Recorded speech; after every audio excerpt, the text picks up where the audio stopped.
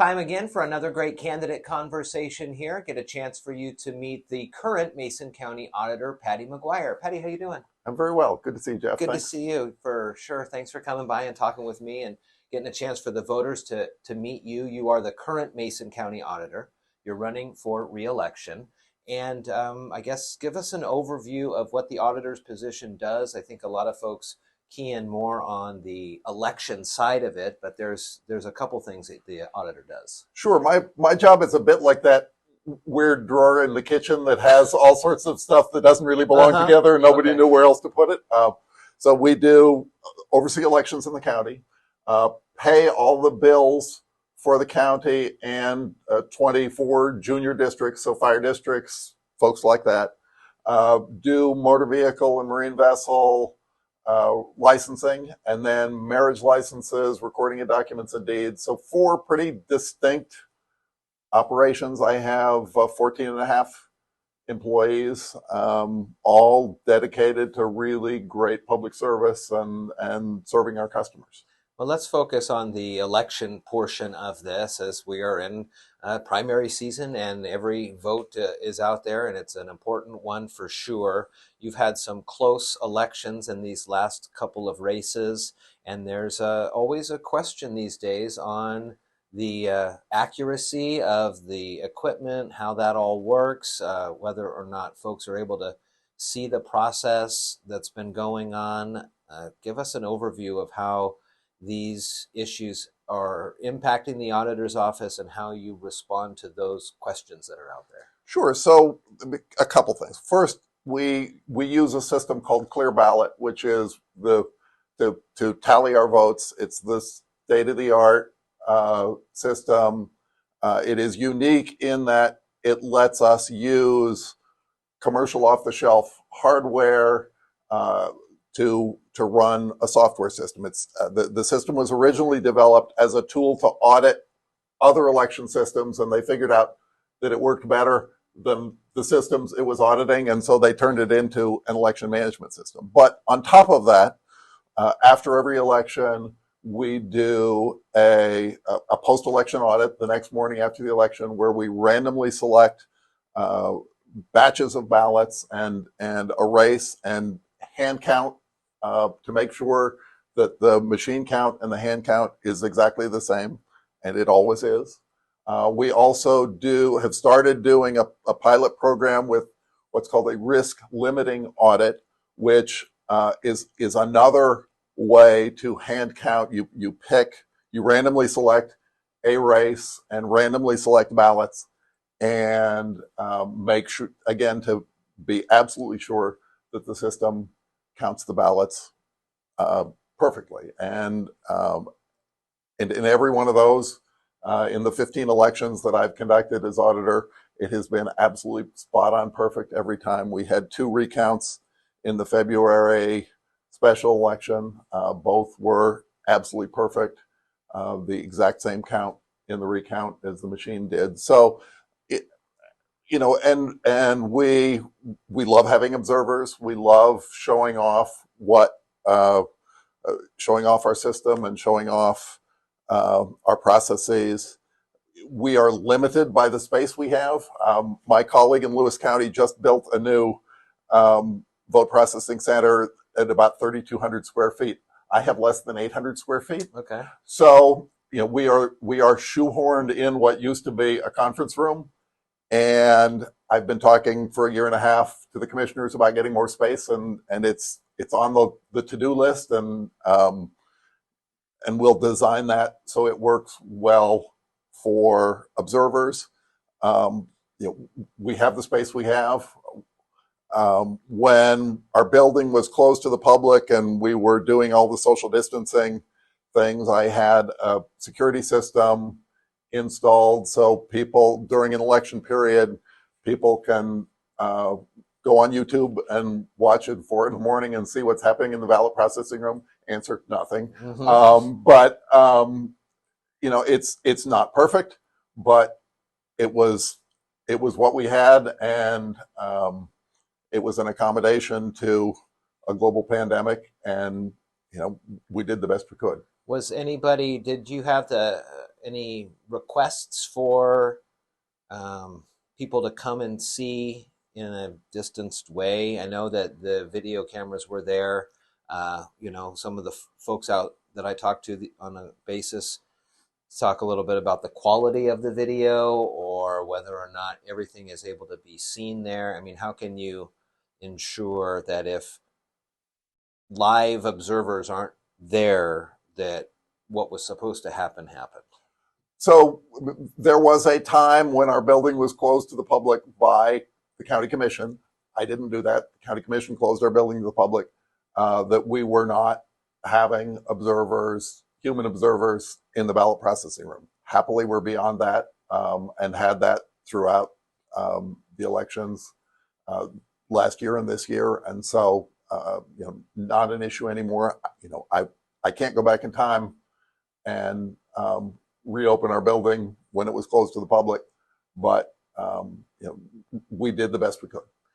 When it comes to the other aspects of the auditor's office, what are some of the challenges you've seen over these? And obviously the pandemic is a huge challenge, but in the processing of paperwork or licenses in a timely fashion for folks, and the ability to respond in a manner that kind of is on pace with how it should be responded to, I guess.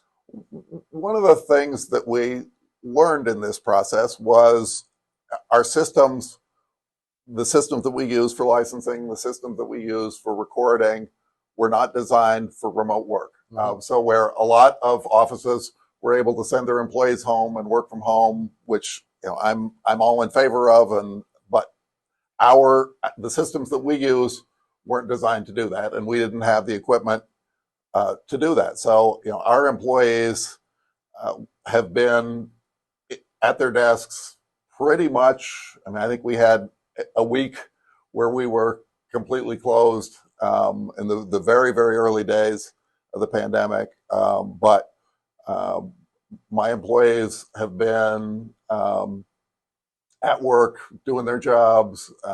We've seen a big shift in how our customers interact with us. People are doing a lot more online transactions rather than coming and standing in line at my office, and that's fabulous. We love that, but we love to see customers too. We provide great public service, and I try and remind my employees every day that the people standing on the other side of the counter from them are the people that are paying their salary, mm-hmm. and to treat them that way. Sure. And so, I think we have the reputation in the auditor's office of being one of the friendliest places to do business, and I'm really proud of that. Back to the elections here, you have drop boxes all across the county there. More are being added. Is it the responsibility of the auditor to increase the eligible voters in the county, or is it a party responsibility to encourage the citizens in the county to register and be ready for the votes? I'd say it's my job to make sure that the tools are there for people that want to register and want to participate to be able to do so, and make the machinery of elections easily available and accessible to people. And we've done a couple things in that regard. The first is, last year, we started publishing a county voters pamphlet for the first time ever. Mm-hmm. There'd never been a Mason County voters pamphlet. Now, for every single election, there's a Mason County voters pamphlet.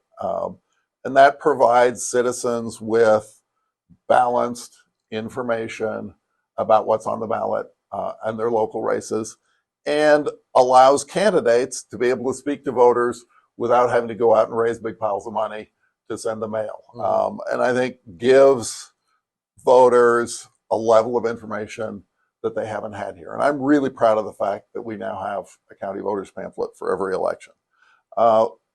We added a drop box in Dayton. The first time there's been a drop box in the west end of the county, at the fire district out in Dayton. We added a drop box on the Skokomish Reservation, one of the first drop boxes in the state of Washington on reservation land, and I was really proud to be able to do that. We have a new box at the YMCA that's drive up. We have a drive up. We moved the box in Belfair to the Timberland Library, so it's drive up, so people don't have to get out of their cars in the rain in November to put in their ballots. And so in my mind, it is about making information and making the tools of elections easily available to people, and lowering all the barriers that we can so that people can participate if they want to.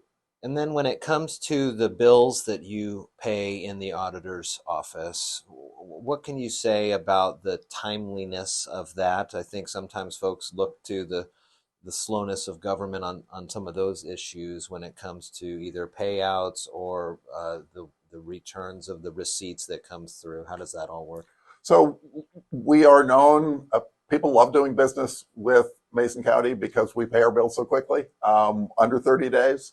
And I think the other important point there is that our audits by the state auditor the last 3 years that I've been auditor, the only issues identified by the state auditor in looking at Mason County's books have been related to the funding of the Belfair sewer, which far precedes my tenure here, and we're working closely with the commissioners to try and address that long term. But essentially clean audits from the state auditor's office, and they come and they go through everything with a fine-tooth comb, and we've had clean audits for 3 years in a row, so that's great. I think the other point I would make is I was part of getting legislation passed to make the state of Washington pay its fair share of elections. Without getting too deep in the weeds, prior to 2020, the state didn't pay for its portion of election costs. We bill everybody who puts something on the ballot. They pay their share of the ballot. The state of Washington didn't pay its fair share. We went to the legislature for 15 years. County auditors had been arguing that the state should pay its fair share. It now does, and I was part of making that happen. And so that's a burden off the taxpayers of Mason County onto the taxpayers of the state of Washington. But anyway, at least folks in King County are helping to pay our elections too. Sure, for sure. He's the current Mason County auditor running for re-election. It's Paddy McGuire. Get a chance to meet him here during these candidate conversations. Thank you. Thanks, Jeff.